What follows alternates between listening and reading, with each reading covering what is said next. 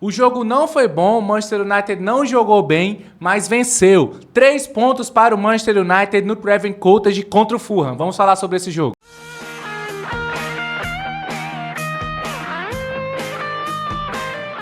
Saudações Red Devils, tudo bem com vocês? Eu sou Vitor Costa e vamos falar sobre essa vitória do Manchester United. Jogo pela Premier League fora de casa, lá no Craven Cottage, né, a casa do Fulham lá em Londres, e o Manchester United venceu com 1-0. Um gol, um chute a gol do Manchester United em todo o jogo. Lisandro Martinez marcando o gol da vitória do Manchester United. Antes da gente falar do jogo, deixa eu convidar vocês para participarem do nosso grupo VIP Man United BR lá no WhatsApp. Por lá tá toda a equipe Man United BR e a gente vem recebendo vários torcedores, assim como você pode ser um deles, para a gente falar sobre o Manchester United, informações, notícias, informações em primeira mão sobre o Manchester United, sobre a Man United BR também, algumas análises, alguns vídeos também saem prioritariamente para a galera lá do grupo VIP, enfim. Tem várias coisas legais que saem no nosso grupo VIP, que é o nosso principal contato entre a gente e vocês. E claro, é uma forma de vocês estarem apoiando também o nosso projeto, porque vocês vão pagar um valorzinho lá simbólico e vitalício para participar do grupo VIP Man United BR. É só vocês lerem o QR Code que está na tela ou clicar na descrição deste vídeo. E agora sim, vamos falar desse jogo, dessa vitória do Manchester United contra o Fulham.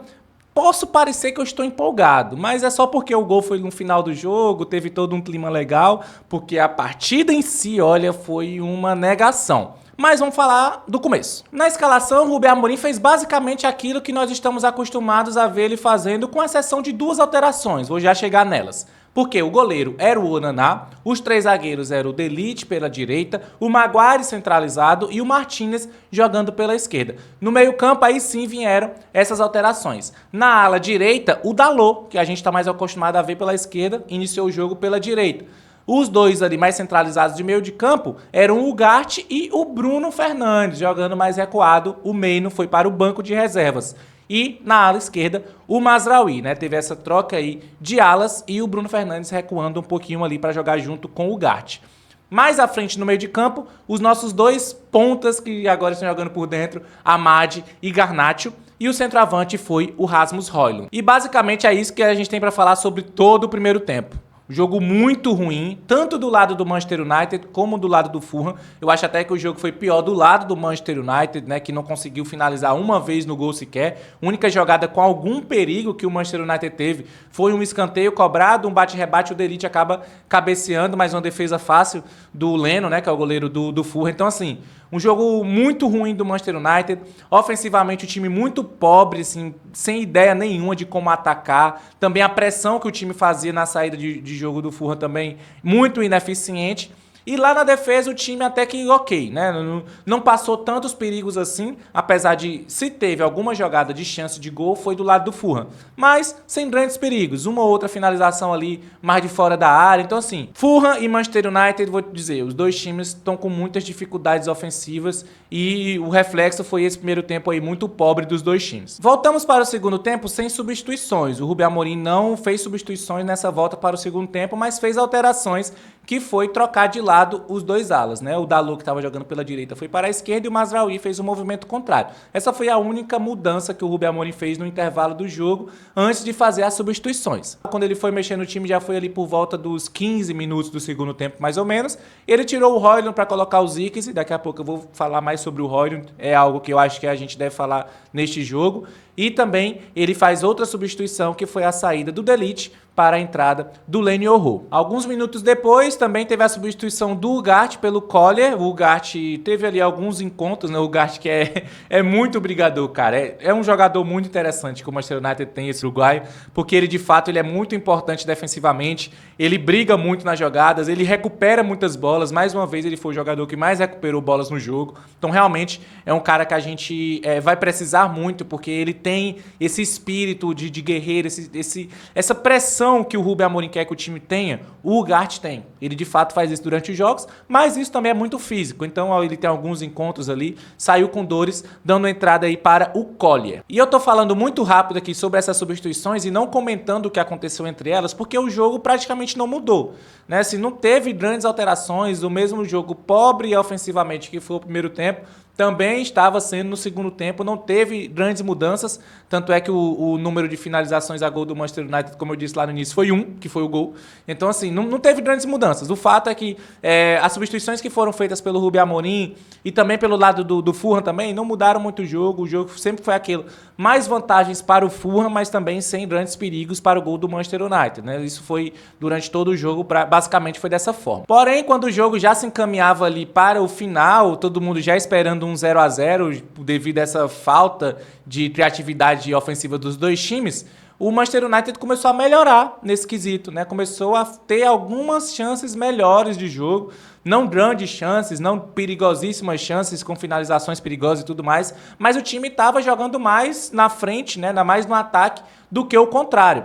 Talvez até mais devido às substituições feitas pelo Fulham do que pelo Manchester United. Como eu disse, as substituições que o Manchester United fez, na minha opinião, não alteraram tanto assim o jeito do time jogar, né? Não melhoraram tanto assim o time. Mas parece que as do Fulham não deram tão certo assim. E o Manchester United se sentiu mais folgado no jogo, digamos assim. Principalmente pelo lado esquerdo de ataque do Manchester United. Essa ida do Dalot para a ala esquerda, ele começou a se entender melhor ali com o Garnacho, né? Fazer algumas jogadas juntos os dois. E também com a participação do Lisandro Martinez, que vez ou outra saía lá da sua zaga pela esquerda e infiltrava, jogando mais como um lateral esquerdo, digamos assim. O Lisandro Martinez fez isso algumas vezes durante o jogo.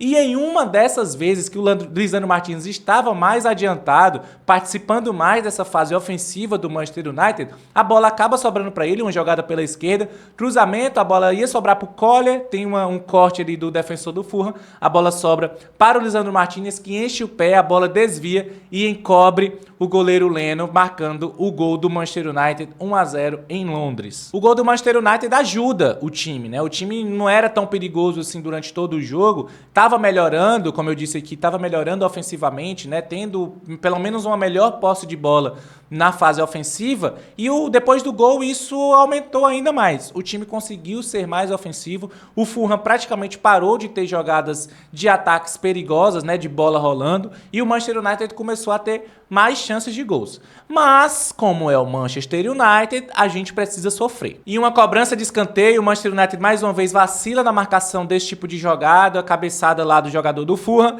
e o Toby Collier faz o gol do jogo, né? Tá, o gol foi 1-0, o gol do Lisandro Martinez, beleza. Mas se teve uma jogada importante para essa vitória, foi essa salvada do Toby Collier, impressionante, né? A bola tava entrando ali no gol, cara. Ele cabeceia mesmo, apenas a tecnologia pode mostrar que essa bola não entrou por completo. E de fato o Toby Collier salvou. Isso é uma jogada que foi muito comemorada por todos os jogadores. Fizeram questão de ir lá, depois que eles conseguiram afastar o perigo. Todos os jogadores foram lá comemorar junto com o Toby Collier. Então, assim, uma jogada muito interessante desse garoto que vem ganhando cada vez mais chances. Vem entrando nos jogos, foi titular no jogo da Liga Europa, passou na frente do Casemiro, né, na preferência do Rubem Amorim, e vem mostrando uma boa opção para o meio de campo do Manchester United. É muito bom a gente ver esses jogadores da base do Manchester United tendo esse espaço e respondendo bem às chances que eles vêm tendo. E antes do fim do jogo ainda teve tempo para a polêmica, né? Porque o Amad Diallo, depois de uma jogada ali com participação do Kobe Mainoo, o Amad Diallo acaba fazendo o segundo gol do Manchester United, o que na verdade seria o segundo gol do Manchester United, porque foi marcado impedimento no VAR. O VAR lá fez a checagem das linhas e, bom, é porque na verdade acabou mesma linha no futebol, né? Não existe mais. Tá extinto o tal do mesma linha no futebol.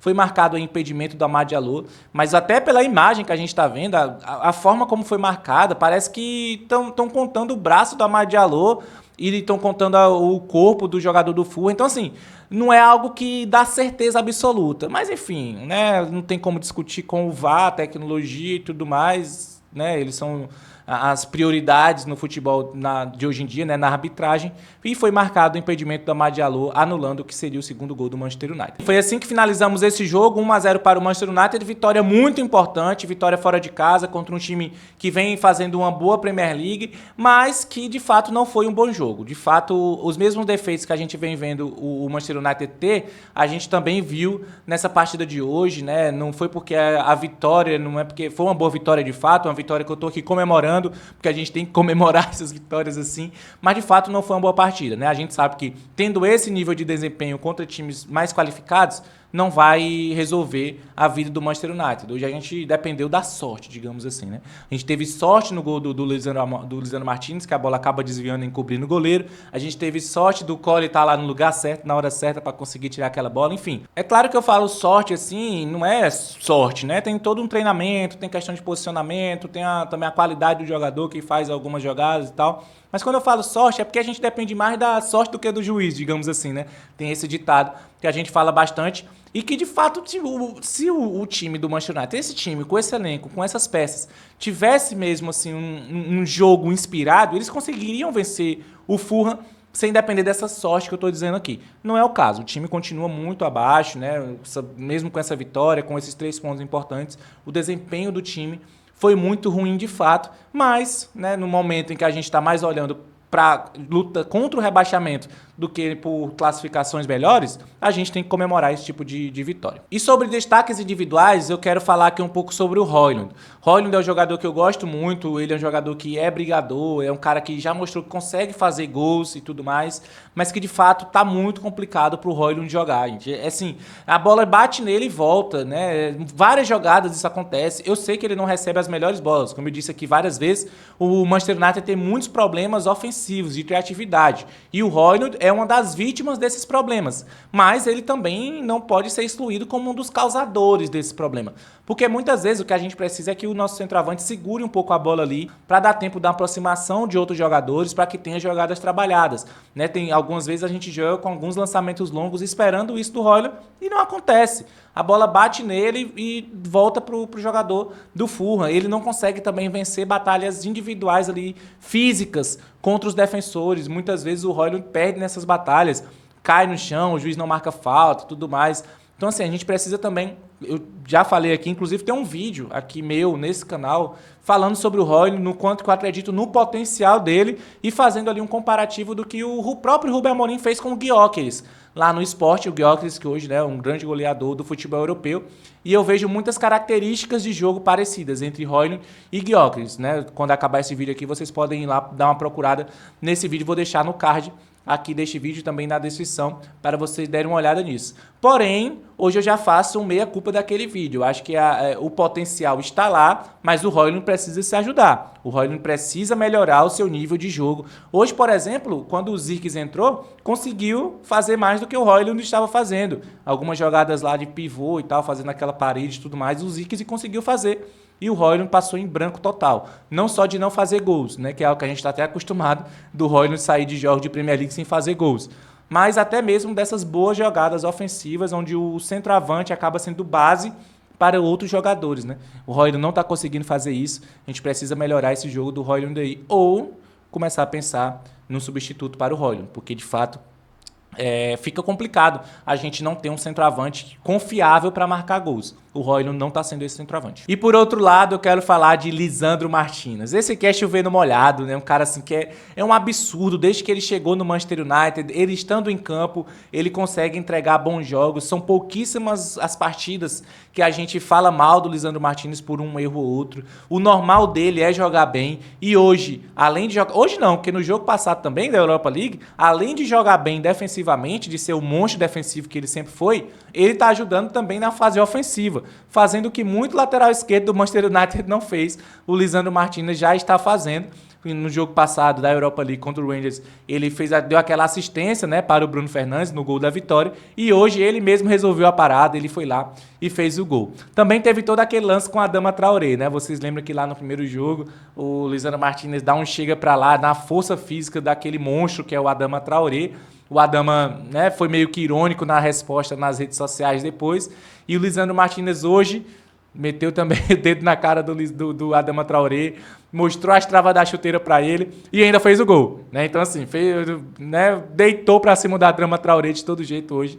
O Lisandro Martínez fica aí esse destaque positivo para o nosso zagueiro, ala esquerdo, lateral esquerdo, tudo. Lisandro Martínez é um monstro. E você, o que achou do jogo do Manchester United hoje? O que você achou do jogo do Lisandro Martínez, do Højlund, que eu critiquei aqui? Enfim, deixe o seu comentário, por favor, pra gente falar mais sobre o Manchester United. Eu faço questão de responder vocês lá nos comentários. E eu vou ficando por aqui pedindo para você curta este vídeo, se inscreva no canal Man United BR, você que ainda não é inscrito, quase metade das pessoas que assistem nossos vídeos não estão inscritas, então por favor se inscreve aqui para dar essa força pra gente, beleza? Convido vocês ainda para conhecerem a nossa loja Man United BR, mais de 50 produtos pensados exclusivamente para você que é torcedor do Manchester United aqui no Brasil, camisas masculinas, femininas, infantis, bonés, canecas, enfim, uma variedade de produtos para você se vestir e usar Man United BR. E eu reforço também um convite para você ser um membro do nosso grupo VIP lá no WhatsApp. Eu garanto para vocês que é um grupo muito interessante para você ter notícias em primeira mão do Manchester United, ter discussões com outros torcedores do Manchester United também, para dar suas opiniões. É um lugar que você se sente bem para falar sobre Manchester United 24 horas por dia. É só você ler o QR Code que está na tela ou clicar, como eu disse aqui, na descrição desse link, e é uma forma de vocês apoiarem o nosso projeto e apoiarem também o nosso canal, assim como ser um membro aqui do nosso canal Man United BR. Você que está me assistindo pelo computador, aqui embaixo vai ter o botãozinho de Seja Membro, para você se tornar um membro aqui do canal Man United BR. Além de vários benefícios, o seu nome aparece no final de todos os vídeos. No final desse vídeo aqui vai aparecer o seu nome, por exemplo. E assim, você está apoiando o nosso projeto a partir de apenas R$ 4,99 por mês. Um precinho básico, baixo, assim, só de fato para vocês ajudarem o nosso projeto a crescer e a alcançar ainda mais torcedores do Manchester United aqui no Brasil. O Manchester United volta a campo na próxima quinta-feira para jogar contra o FCSB, o famoso Steaua Bucareste, né, um jogo pela Liga Europa, e a gente se encontra aqui neste canal falando sobre esta próxima partida. Beleza? Então um beijo para todos vocês e valeu!